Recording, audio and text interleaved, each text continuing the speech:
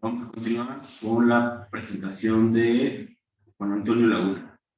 15 minutos, por favor. Buenas tardes. El tema de mi tesis es gasto, bueno, el título de mi tesis es Gasto público e inversión privada, discusión sobre el efecto crowding in, crowding out en México del año 2000 al año 2022.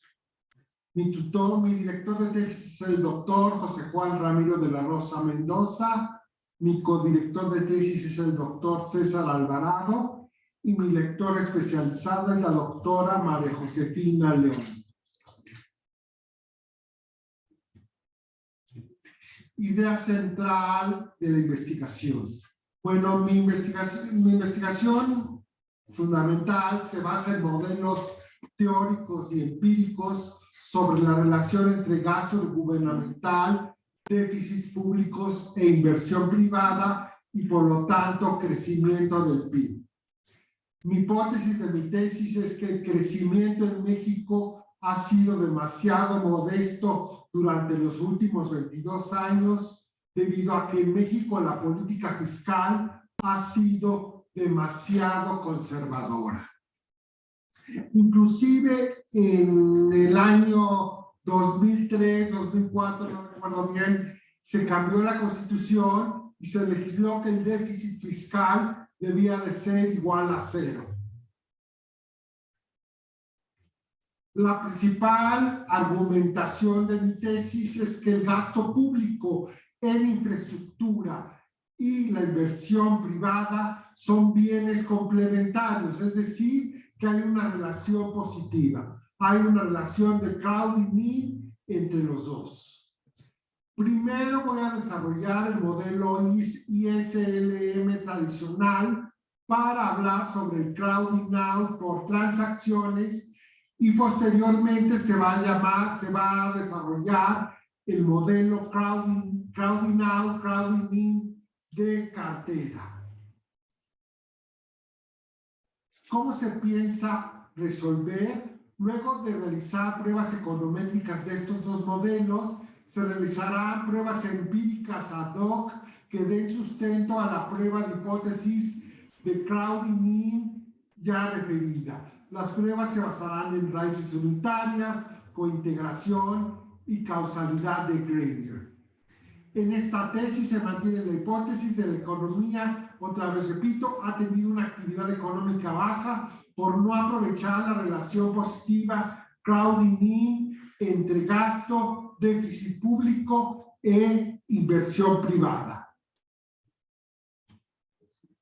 El gasto público crowding in o crowding out se pretende demostrar que el gasto público en inversión de infraestructura, es decir, carreteras, presas, escuelas, aeropuertos, hospitales, instalaciones petroleras y quizás también capital humano y otros tipos de energía eléctrica tienen un efecto positivo en la inversión privada.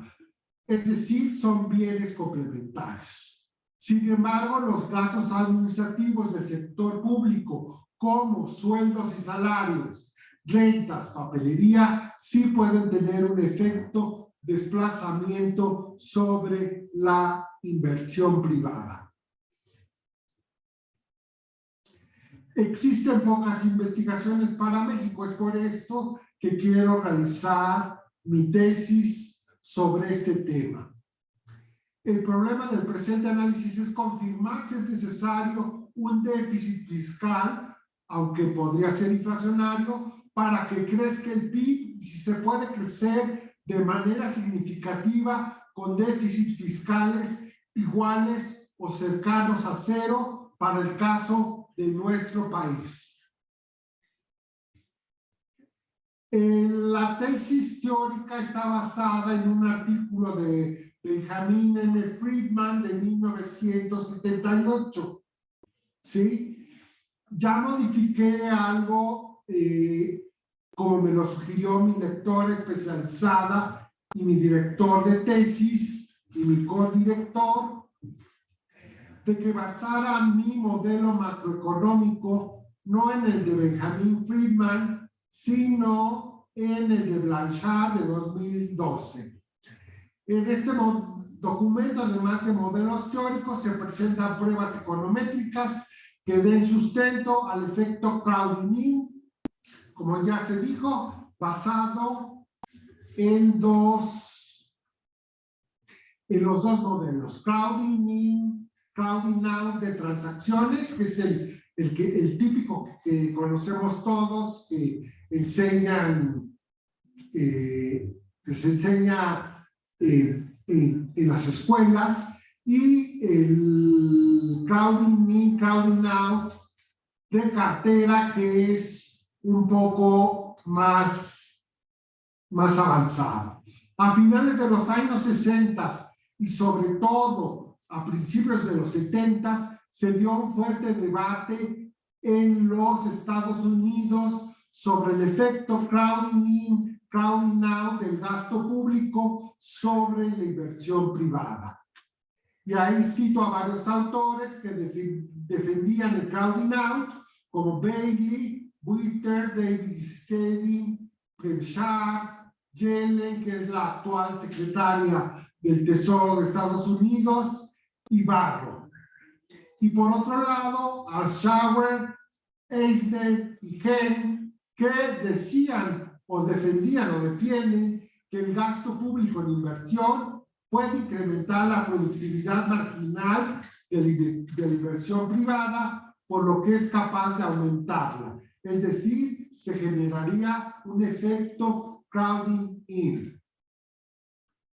Ya está el modelo de Blanchard de 2002.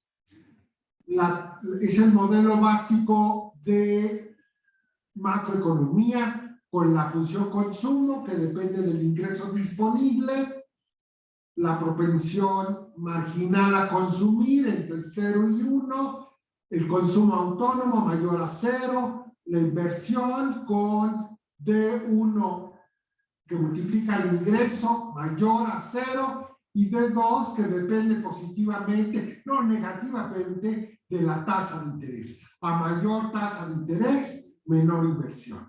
La demanda agregada, Y, es igual a consumo más inversión más gasto de gobierno. Ahí está la demanda de dinero, que depende del ingreso y la tasa de interés.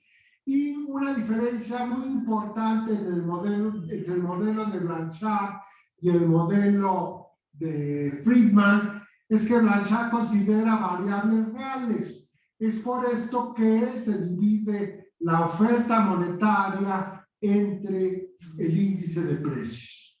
Eso no sucedía en el modelo, bueno, no sucede en el modelo de Benjamin Friedman. Ahí están las variables. C es gasto de consumo privado, G es compra de gobiernos de bienes y servicios, I es gasto de inversión privada, MD es la demanda del dinero, M es la oferta de dinero, P es el nivel general de precios, I es la tasa de interés de instrumentos distintos al dinero, T es impuestos y Y es ingreso o gasto total. Yo creo que cometí un error al no poner G, es gasto también en infraestructura del gobierno.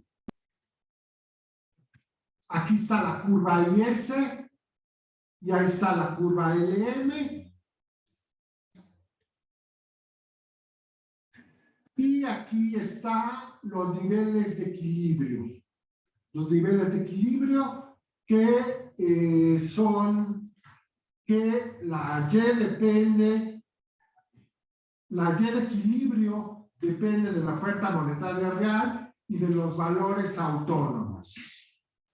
Aquí obtengo de G, que es el multiplicador del gasto del gobierno sobre y aunque no lo puse en esta presentación, porque no lo había leído, ya lo leí, y Friedman mide el efecto crowding out o crowding in dividiendo DY sobre DG entre la parcial de Y con respecto a la parcial de G, que es 1 menos C entre 1 menos C1.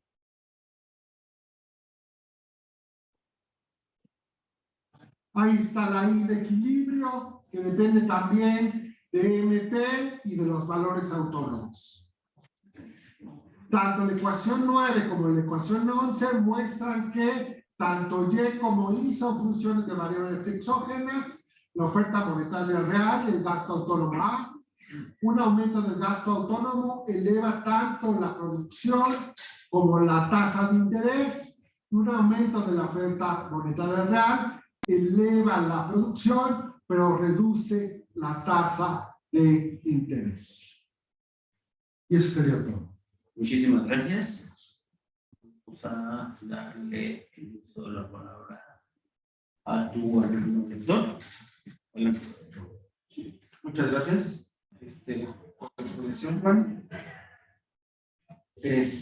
Bueno, más allá de todo, creo que ya tienes más estructurado el modelo a comparación del trimestre pasado que estaba indicado, bueno, que la autora Josefina y otros lectores te habían indicado que había como por ahí algún desajuste en el planteamiento del modelo y que era necesario replantearlo. Recuerdo que te hacían mucho énfasis con eso porque estaba un tanto incompleto. Al parecer acá ya aparece mejor descrito el modelo. Y creo que eso es importante porque te va a servir para poder arrancar el planteamiento que pretendes hacer.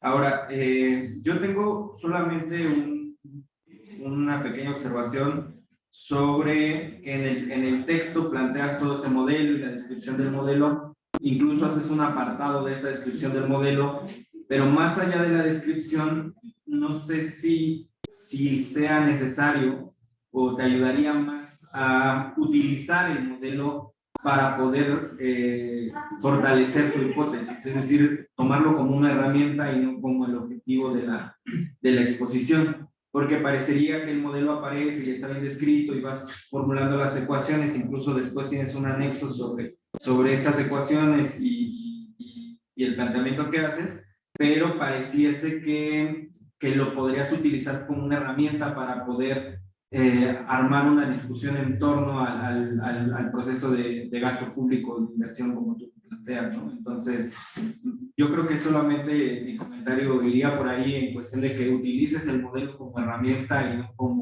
como el fin de tu exposición. Está claro que en este momento de la exposición lo tienes de arranque, es parte de tu planteamiento teórico, por decirlo de esa manera, pero estaría increíble que poco a poco este modelo lo fueras utilizando para armar una discusión con otros autores o con otras posiciones que sean tanto en la práctica como en la teoría, ¿no? sobre este tema. Creo que ese sería mi comentario. Muchísimas gracias. Que toque el turno a la lectora especializada, la doctora Josefina León. Sí, buenas tardes a todos. Bueno, voy a empezar a realizar los comentarios del avance de Juan Antonio Lagunes. Tengo bastantes observaciones. Yo les voy a mandar a la coordinación y también al maestro Juan Antonio y a los directores lo que es el formato, ¿no? Ya detallado. Aquí voy a hacer comentarios generales. En principio, la impresión que tengo, Juan Antonio, es que el modelo ISLM como que todavía no lo manejas bien. Entonces me aparece en la descripción que tú haces, me aparece una descripción incompleta. Entonces, bueno, te voy a comentar aquí algunas cositas del modelo ISLM. Ahí en el modelo ISLM como que no le das toda la fuerza que debe tener el multiplicador. Sí lo mencionas, pero en tu lectura no aparece toda esa fuerza.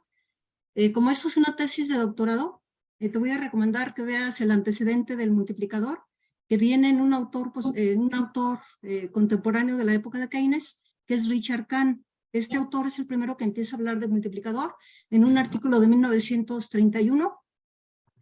También es importante un artículo por ahí de Lerner. Lerner, por ahí en la década de los 90, por ahí habla de lo que son finanzas funcionales. en donde dice el papel que tiene que tener el gasto público dependiendo del ciclo económico, si se está en una fase expansiva o se está en una fase recesiva. Creo que ese trabajo es clásico y te puede ser de mucha utilidad. También en tu exposición del documento, acuérdate que en el modelo ISLM, el modelo normal, siempre va a existir un efecto de crowding out parcial, y eso no queda claro en tu trabajo. Ahí en el modelo ISLM hay casos especiales, que tú lo llamas casos patológicos, pero se llaman casos especiales para que hagas la corrección. Entonces, en esos casos especiales puedo mencionar, por ejemplo, la trampa de liquidez. Cuando hay un aumento de gasto público, no hay modificación por la pendiente cero de la LM, no hay modificación de la tasa de interés. Entonces, no existe ningún efecto de crowding out en trampa de liquidez. También si tienes tú una función LM dependiente infinita, en ese caso, una política fiscal expansiva lo que va a hacer es aumentar la tasa de interés y desplazar 100% a la inversión privada. Ese sería lo que se llama en el marco del modelo ISLM el caso clásico, ¿sí? Tú de repente lo mencionas pero no lo explicas, y cuando hablas por ahí al final en el documento del Fondo Monetario Internacional, de repente haces referencia, ¿no?, de los casos especiales, pero lo tienes tú que plantear desde el punto de vista formal y también hacer una explicación.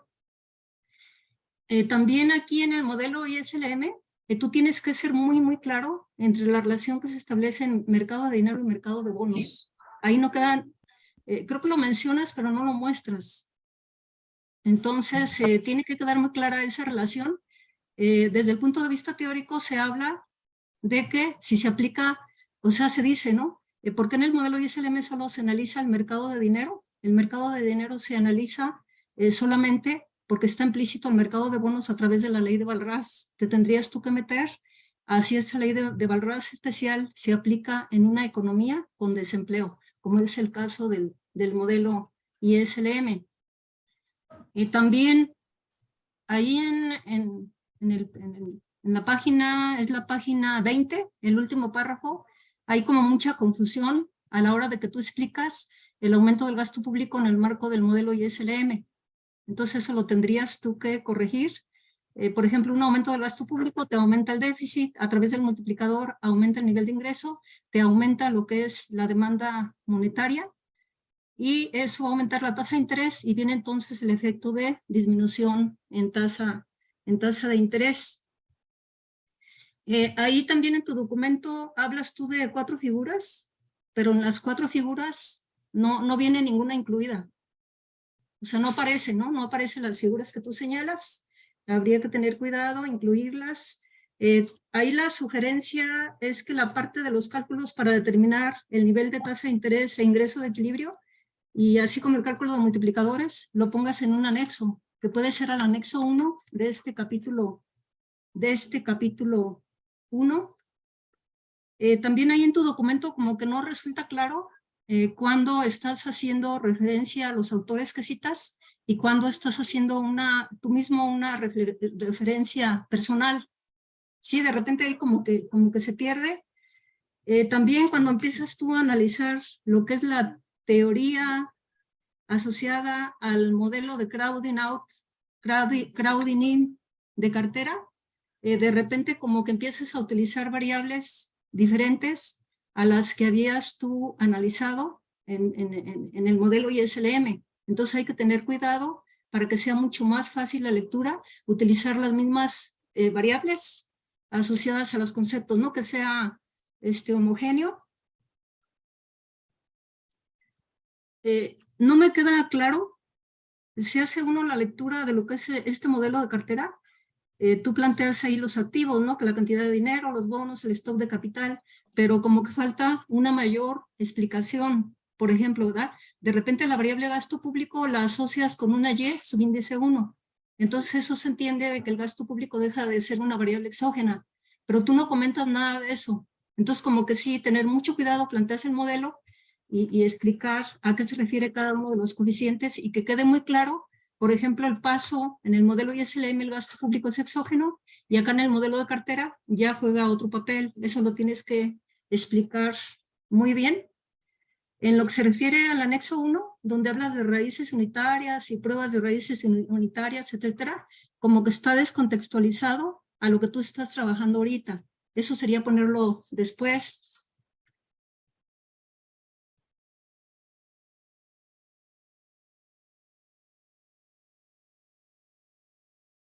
También ahí, después de que citas la bibliografía, viene un apartado que le llamas impulso fiscal, que estaría mal ubicado, ¿no? Se supone que sería inmediatamente después de lo que estás planteando tú en el capítulo 1. También aquí en este documento se pierde un poco cuando estás haciendo referencia a autores que citas y cuando estás tú planteando alguna idea. Por ahí también dices que el crowding out es lo mismo que el ahorro forzoso. Ese es incorrecto. Por ejemplo, en un autor que se llama Hayek, por ahí de los años 30, que escribe una obra que se llama Precios y Producción, habla de ahorro forzoso y lo relaciona con el hecho de que el salario nominal está fijo y hay un proceso de inflación y entonces cae la capacidad de compra del salario real. Y eso dice él que es ahorro forzoso. Entonces, bueno, eso tú lo checas, pero es diferente, son conceptos diferentes.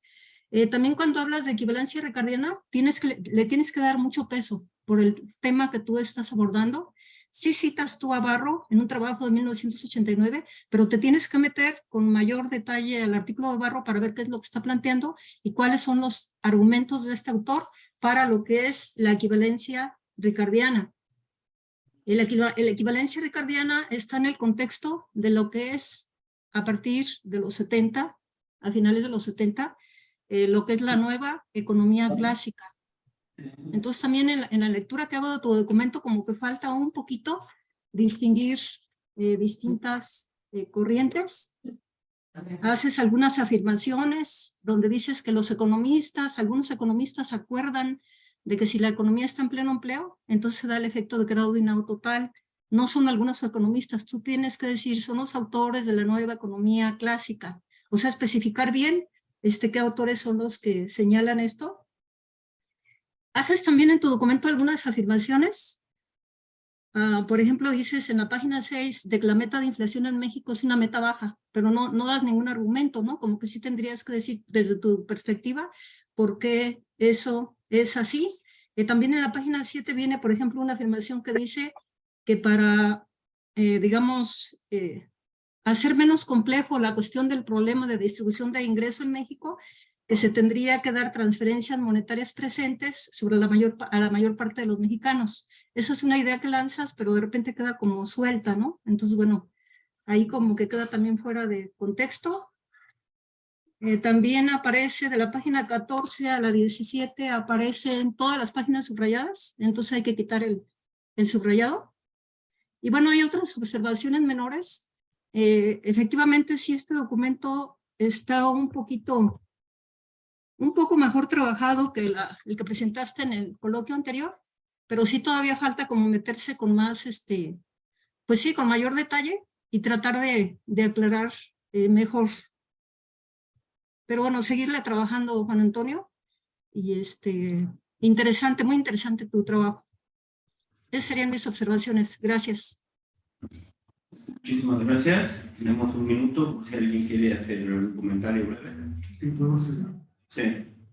Sí, la parte que subrayé es la parte de texto que agregué porque quería facilitarle a los lectores que si no tenían tiempo para leer todo lo que había escrito en el pasado, solamente leyeran lo que agregué, lo nuevo, aunque sí hice modificaciones al texto total.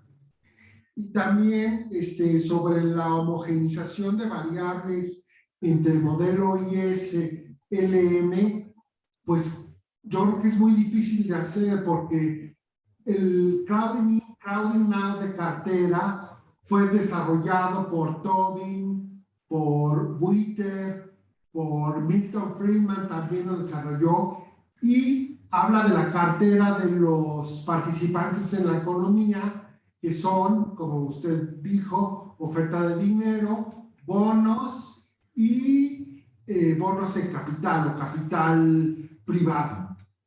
Entonces, se supone, todavía no he trabajado bien el tema de crowding in, crowding out, de cartera, pero se me hace muy difícil, sino casi imposible, homogenizar las variables porque se están refiriendo a otra situación. Sí, Juan Antonio, yo lo que me refiero es a las variables que son la misma. O sea, por ejemplo, Y va a representar ingreso en cualquier modelo, a las que son las mismas. Obviamente, en el modelo de cartera aparecen variables nuevas, y es lo que tú planteas. Sí. Pero sí, la variable G representa gasto público, ¿no? En cualquier modelo.